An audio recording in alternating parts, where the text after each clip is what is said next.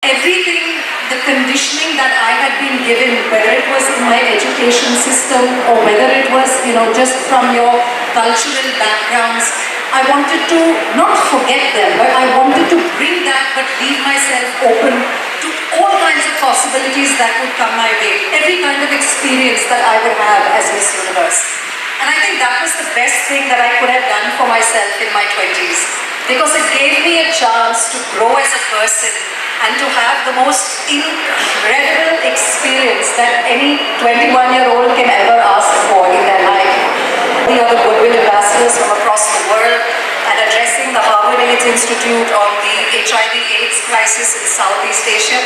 I mean, I was 21, I knew nothing about these things. But I think the fact that I chose to be fearless, I chose to be okay with making mistakes. I chose to be fine to let people know that I am a 21-year-old and I have a long way to go and I don't have all the answers. I think that gave me the opportunity to do a lot. In my 30s, well, I decided it was time to find Mr. Right and settle down and get married. Also knew what hard work was, had a certain amount of discipline, and well, as everybody knows and as history goes, Mr. Mahesh Bhupendra and I found each other and got married and had a wonderful daughter. In my 40s today, I feel like my priorities are different. My daughter's 10 years old. I've finally been able to reclaim my life a little bit for myself. I've never labeled myself. I've gone from being a beauty queen to being an actor to being a producer, and today now to being an entrepreneur, like you wonderful ladies yourselves, where you doubt yourself a lot. You stay up nights wondering whether you're making the right decision. You live with the guilt of, neglecting your family, your husband, your child. And we as women always tend to put ourselves last and everybody else first. So I went through exactly the same scenario, the exact same things. But I think for me the most important role in transition has always been to just take that leap of faith. If you don't take that leap of faith, you'll never know whether that opportunity was waiting right there for you to push that door open or not. Very beautifully said, Lara. Your words are as beautiful as you are. I must compliment you, you're looking ravishing. And with this, I think the next question is, which I'm sure everyone in the audience wants to know, what is your fitness regime like? And what are your food habits like? And do models and actors? And I have to be honest with you, as I'm getting older in life, I'm getting lazier, and it's just getting harder and harder and harder to stick with the discipline. But there are no shortcuts, there are no quick remedies. I can promise you, I don't get up looking like this. Preeti walked into my room about 2 hours ago and saw me in my tracksuit, getting ready with my hair and makeup. So this is how we emerge. It takes a small village of people to get us looking like this.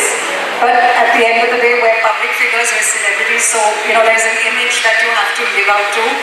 But it's a lot of hard work. So for me, I think my fitness regime boils down to just some wonderful people over the next couple of days. Samir Purohit, a really dear friend of mine who's a Pilates instructor. Luke Coutinho, who's one of these most wonderful nutritionists, health experts. So these are all people that I've met and I've worked with at some point of time in my life. But I think for me the most important thing is 21. There's no way. So I think it's about also being kind to yourself a little bit, about loving the imperfections as well, but not giving up on yourself either. Like I know a lot of women who say, my God, I've put on so much weight, it's the point of no return. It doesn't matter what exercise you're doing, just that you're doing it. When we're talking about looks, this is an age of Instagram, Facebook, social media, where there's a rage about obesity. While body shaming is a deeply inconsiderate act, there is also a danger when we celebrate obesity. So what is your take on it, and how do we maintain a balance? All I want to say is I'm so glad that social media didn't exist when I was Miss Universe or Miss India, or even starting off as an actor. Because our lives were much simpler. We didn't spend 23 hours out of 24 hours photographing ourselves and photographing what we were eating and photographing my earring and my shoe.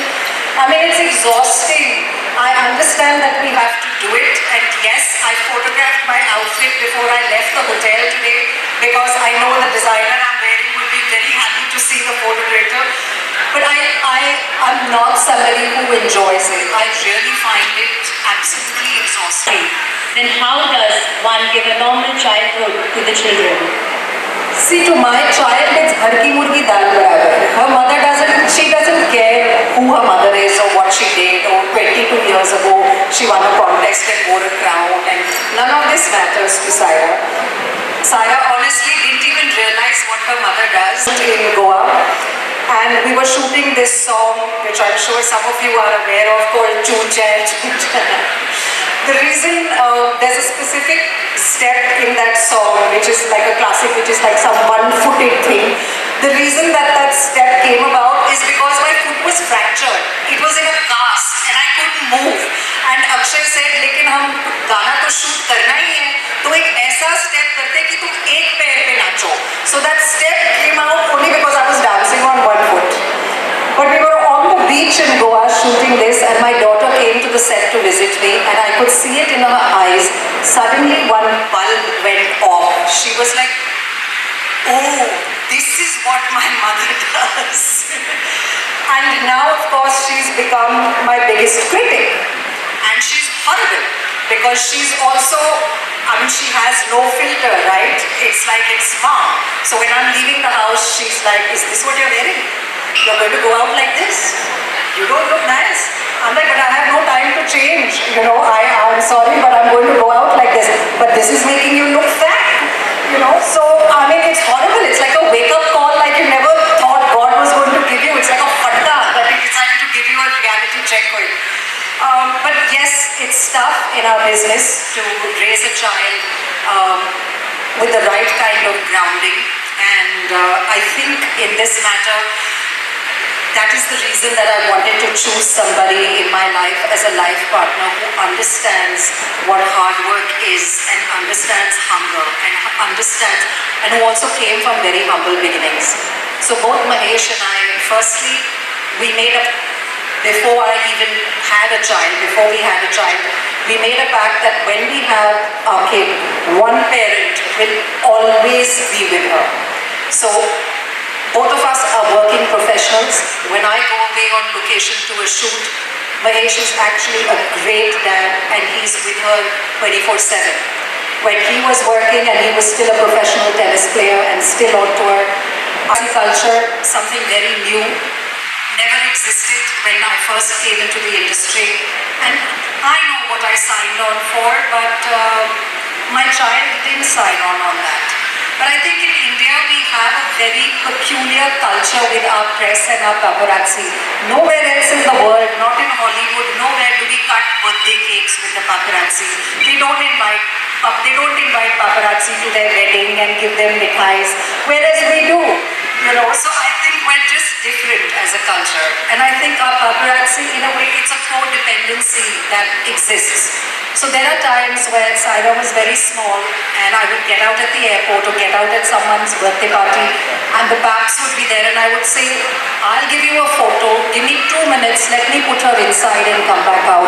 And they respected that, you know. So I think maybe in that way I'm fortunate that I'm not hounded by them, but it's also the way that you interact with them. Let's talk about Bollywood.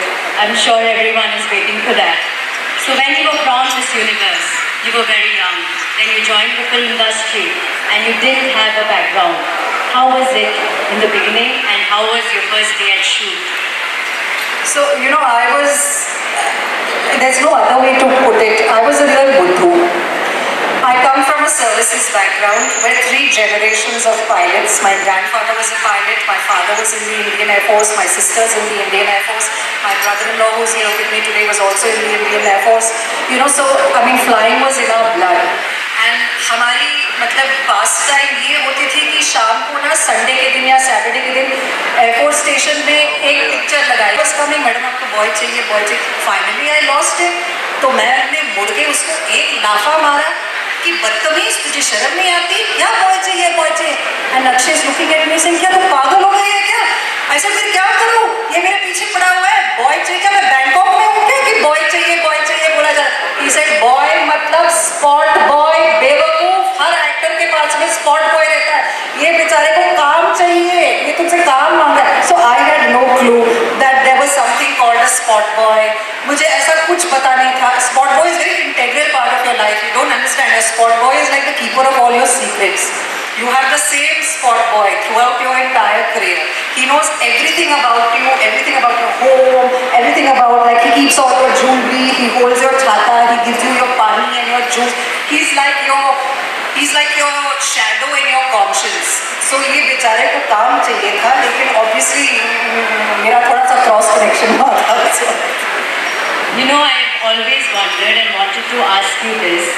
In the West, there is a clear professional line between an actor and a model. But why is it Bollywood is a natural career choice for all beauty pageant winners and आमर एहिपरि video देखिबा पई आम channel को like, share एवं subscribe करंतु और आम bell icon को बजाइबा पई जमारो भूलिबे नहीं।